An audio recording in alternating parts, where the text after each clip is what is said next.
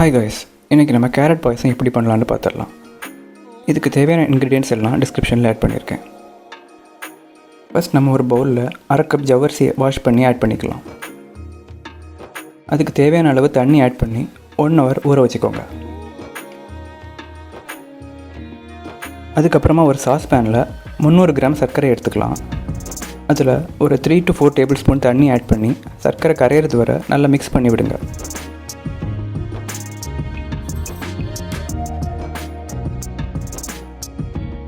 கம்பி பதம் வரணும்னு அவசியம் இல்லை, அது கரையிறது வரை மிக்ஸ் பண்ணால் போதும்.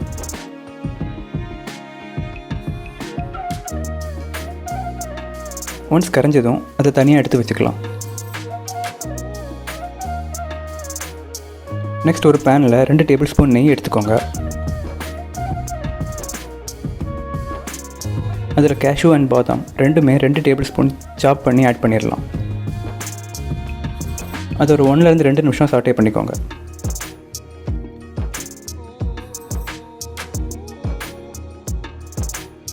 நெக்ஸ்ட் அதை ஒரு பிளேட்டில் தனியாக எடுத்து வச்சிடலாம்.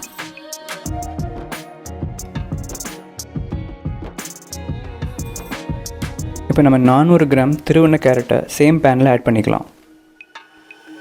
அதை ஒரு 3 to 4 நிமிஷம் சாட்டே பண்ணிக்கோங்க.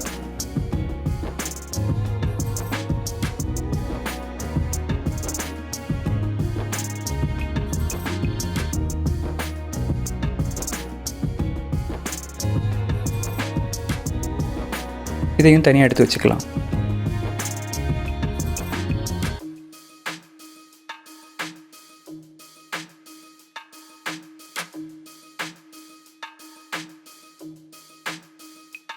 நெக்ஸ்ட் 1 லிட்டர் பாலை ஆட் பண்ணிக்கலாம்.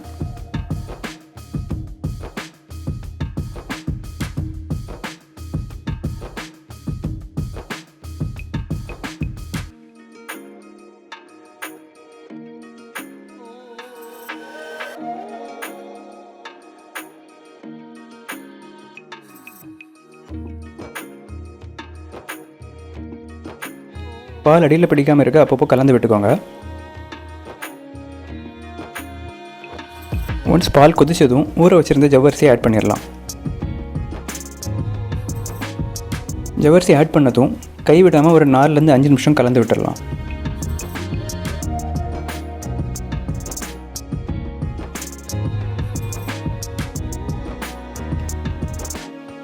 இப்போ நம்ம நெய்யில் வதக்கி வச்சுருந்த கேரட்டை ஆட் பண்ணிடலாம்.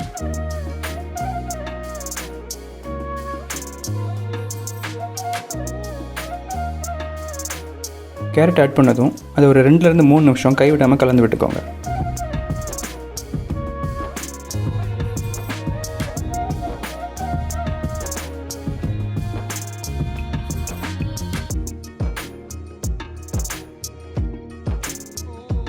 ஃப்ளேவருக்கு ஒரு பிஞ்ச் ஏலக்காய் தூள் போட்டுக்கலாம்.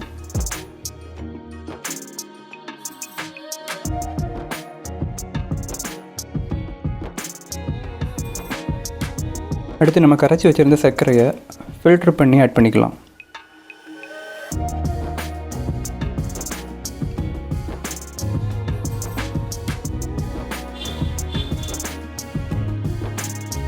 இது ஒரு 2 to 3 நிமிஷம் கலந்து விட்டுறப்போவே பாயாசத்தோட கன்சிஸ்டன்சி வந்துடும்.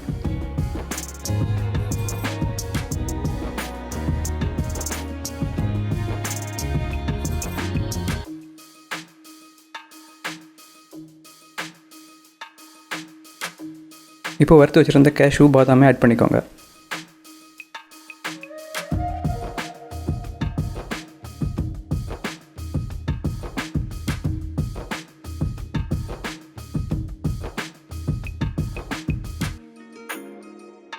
இப்போ நம்மளோட கேரட் பாயசம் ரெடி ஆயிடுச்சு.